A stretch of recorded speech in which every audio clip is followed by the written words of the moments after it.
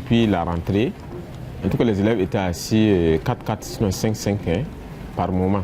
Par moment, il y en avait même qui n'avaient pas de place où s'asseoir. Donc ils sont obligés de, lorsqu'on a des exercices comme ça, peut-être de s'asseoir sur la table, même pas sur le banc, mais sur la table même pour pouvoir en tout cas recopier les différents résumés que nous portons au tableau.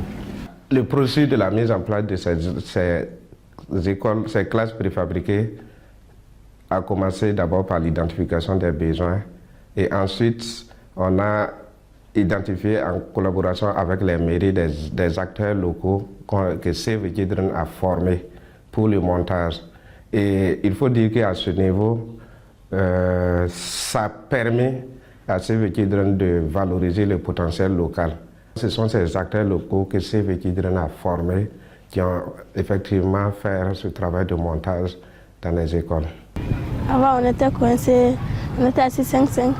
Mais aujourd'hui, on est assis, les autres sont assis 3-3, les autres sont assis 2-2.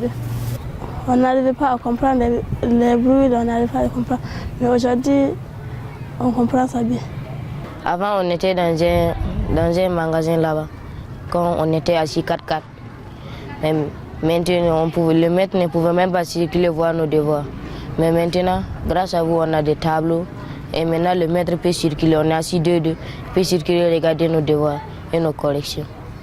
Ici, les caractéristiques de ces classes-là, c'est que c'est vraiment adapté au contexte d'éducation en situation d'urgence parce qu'on peut les déplacer facilement dès lors que le besoin s'exprime ailleurs.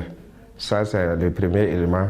Et ça permet effectivement aux acteurs de l'éducation de désengorger les salles de classe tout en tenant compte des mesures barrières pour la lutte contre le Covid en milieu scolaire.